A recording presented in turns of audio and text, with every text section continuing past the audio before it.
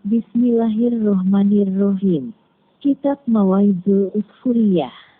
Hadits ke-32, hal-hal tentang umat yang terpilih dan umat yang buruk.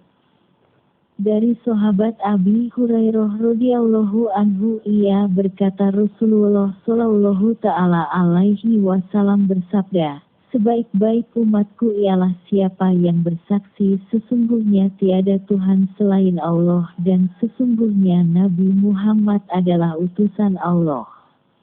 Apabila berbuat kebaikan, mereka gembira, apabila berbuat dosa meminta ampun, dan apabila bepergian memendekkan sholat serta berbuka puasa.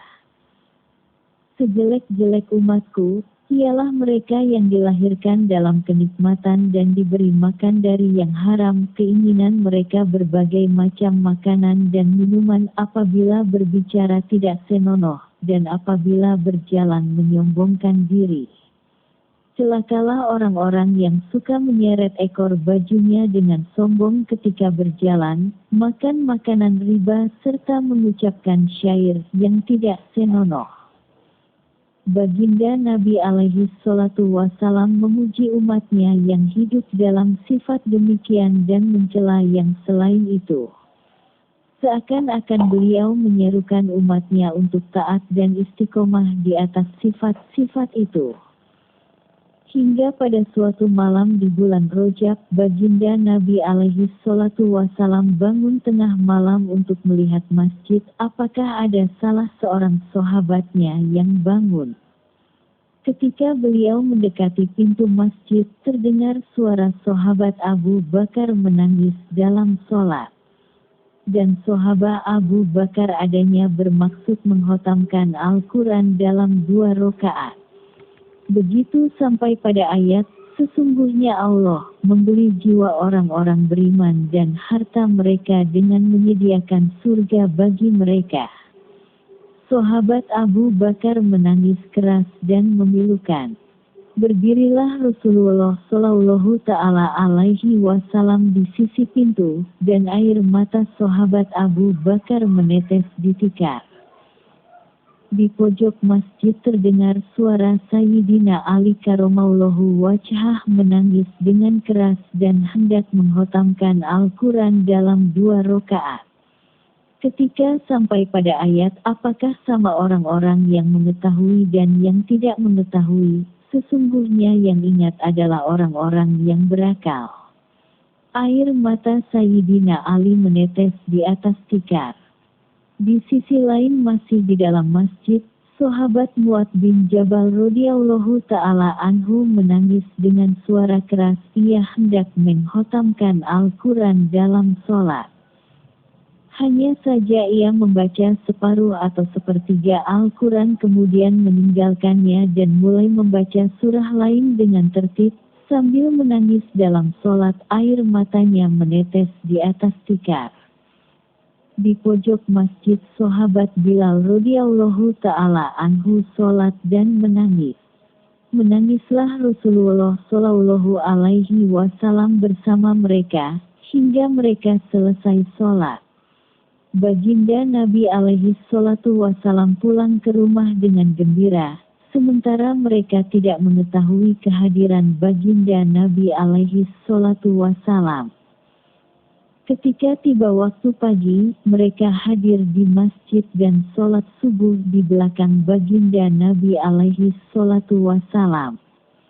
Kemudian baginda Nabi alaihi salatu wasalam menghadap mereka dengan wajahnya seraya berkata dengan gembira, Hai Abu Bakar, mengapa engkau menangis pada ayat ini? Sesungguhnya Allah membeli dari orang-orang mukmin jiwa dan harta mereka dengan menyediakan surga bagi mereka. Quran Surah At-Taubah, ayat 111. Abu Bakar menjawab, bagaimana aku tidak menangis, sedang Allah subhanahu wa ta'ala telah berfirman, aku telah membeli jiwa hamba-hambaku. Apabila hamba mengandung aib, tentu dia tidak membelinya. Apabila tampak aib setelah dibeli, pembeli akan mengembalikannya. Jika aku mempunyai aib ketika dibeli atau tampak aib sesudah dibeli dan Allah mengembalikan diriku, niscaya aku akan menjadi penghuni neraka. Karena itu aku menangis. Kemudian malaikat Jibril alaihi salam datang dan berkata, "Hai baginda Muhammad, katakan kepada Abu Bakar apabila pembeli mengetahui aib hamba dan membelinya dengan aibnya, ia tidak punya hak untuk mengembalikan. Allah Ta'ala mengetahui aib hambanya sebelum menciptakannya, dan membelinya dengan aibnya, maka Allah Ta'ala tidak akan mengembalikannya, kemudian aib itu adalah aib sesudah dibeli." Dalam suatu masalah, bahwa siapa yang membeli 10 sahaya dan salah seorang dari mereka tidak mengandung aib, sedang pembeli ingin mengembalikan yang mengandung aib dan mengambil selebihnya, syarat tidak menyuruh demikian, bahkan menyuruh semuanya.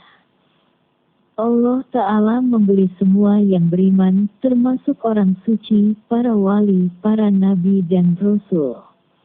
Dengan kesepakatan, bahwa para nabi orang-orang suci dan para rasul tidak ditolak, bisa diketahui yang mengandung aib tidak dikembalikan pula, maka Rasulullah Shallallahu Alaihi Wasallam gembira, dan gembira pula para sahabatnya.